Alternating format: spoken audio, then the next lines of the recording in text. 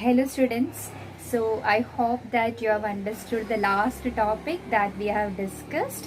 So today we are going to discuss some more topics in that chapter.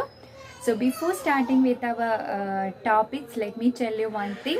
I'm so much happy to tell you that your class students are coming with lot of doubts. You have to continue like this.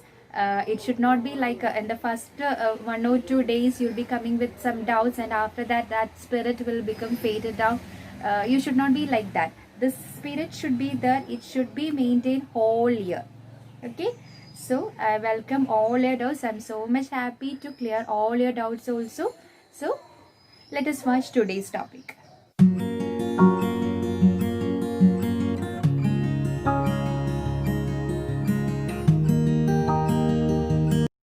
In the last class, we have discussed about the measurement of physical properties and chemical properties. So, we are measuring the chemical properties. In chemistry, we are more concerned about the chemical properties of the substances. When we do a chemical experiment, we often need to measure lot of things. While doing an experiment, sometimes we'll be in need to measure the temperature or as pressure or as the volume of the substance or as the mass of a particular substance. So while doing a chemical experiment, a measurement is needed. So in this topic, we are going to study about the various measurement systems. A measurement include two parts, numerical value and a unit also. For example, if you are measuring the mass of a substance, the mass will be in the numerical value. For example, 200. 200 is the numerical value and gram is the unit of it. Two different systems of measurement, that is English system and metric system, is being used in different parts of the world. English system. English system, the common examples of English system are yard, foot, inches, miles and gallons. But it is really difficult to interchange these units. Hence, a more convenient system based upon the decimal system has been established, and that we call it as a metric system. Metric system is using powers of 10. All the numerical values we are expressing in the powers of 10. For example, 1 kilometer, we know that it can be equal to 10 raised to 3 meter. But an common system of measurement is needed. Hence, a common system of international system of units is established. We often call it as the SI units. So nowadays we are using the SI system for the measurement and the notification of these measurements. SI systems has 7 base units, and other physical quantities can be derived from these 7 base units. So we can look at the 7 base units of the SI system. We have length, which is measured in the form of meter, mass in kilogram, time in seconds, electric current often expressed in ampere, temperature which is expressed in the Kelvin, amount of substance is expressed in the unit of mole, and luminous intensity is expressed in the candela. But in some cases in chemistry, we need to use some units other than this SI system of units.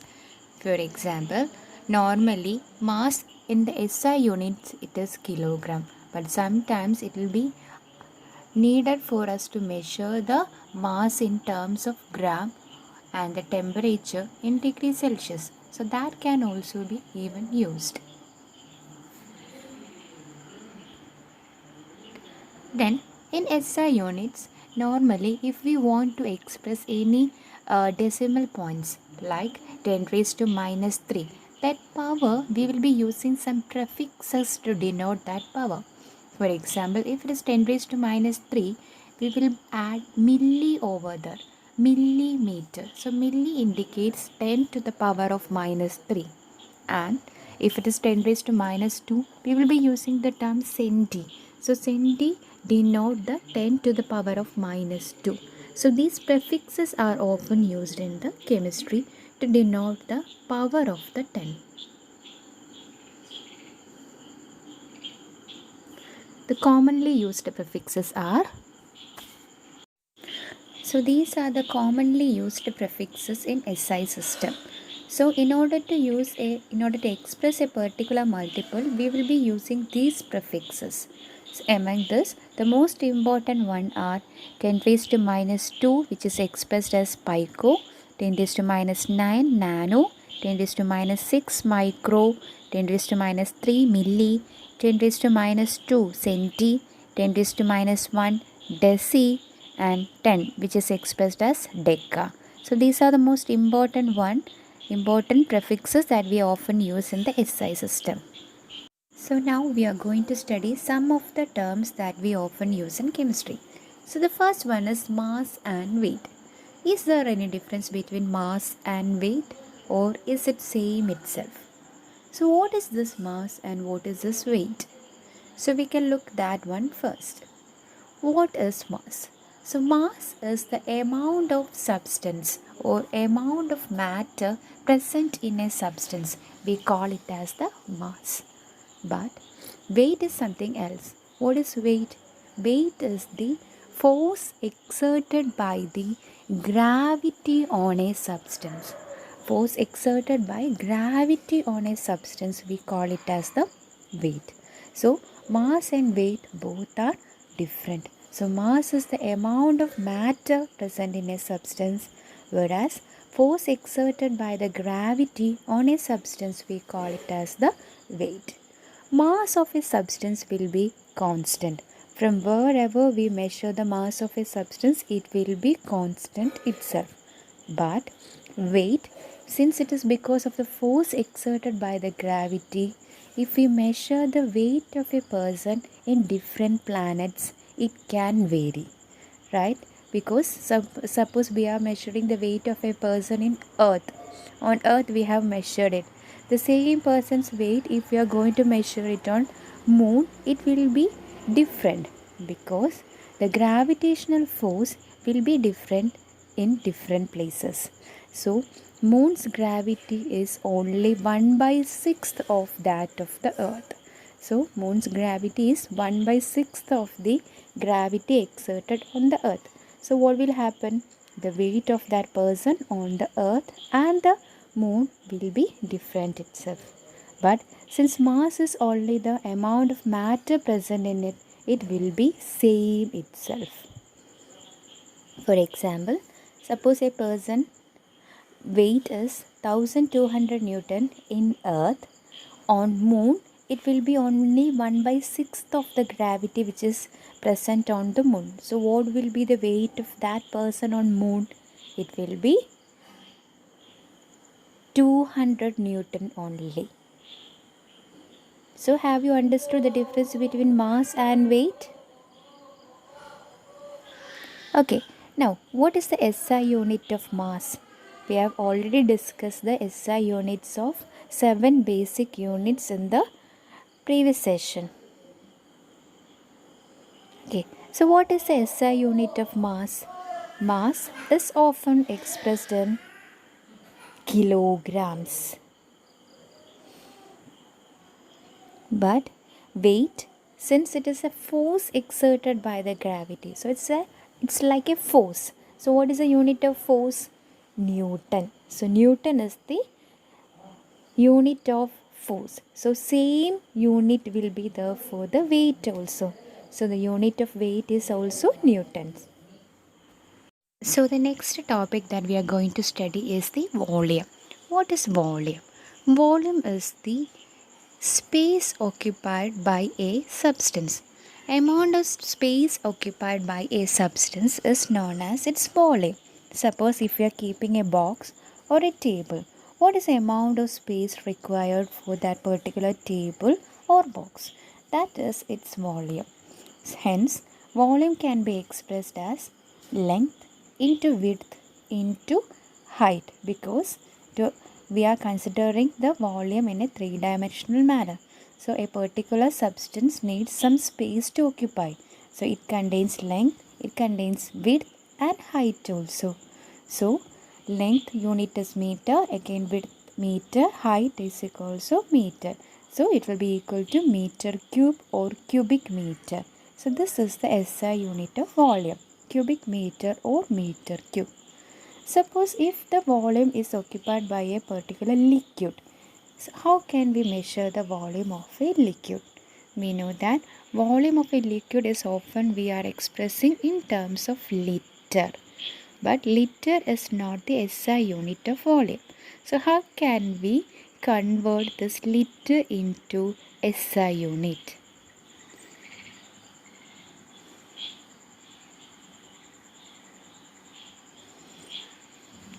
We know that 1 liter is equal to 1000 milliliter.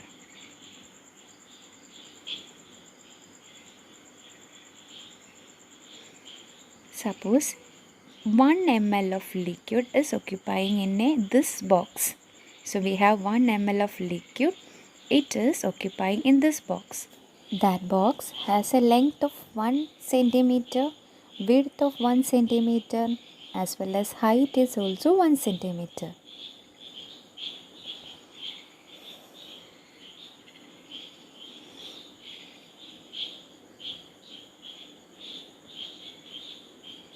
Hence, its volume will be equal to 1 centimeter cube. So we can say that 1 ml of water is occupying a space of 1 centimeter cube. We have already studied the prefixes. We know that 10 centimeter is equal to 1 decimeter.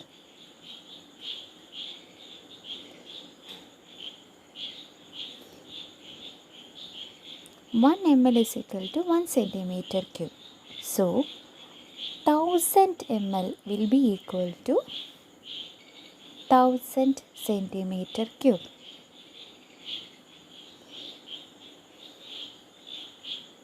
Now 10 centimeter is 1 decimeter cube.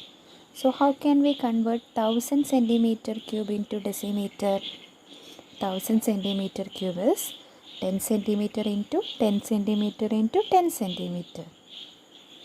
That is 1 decimeter into 1 decimeter into 1 decimeter.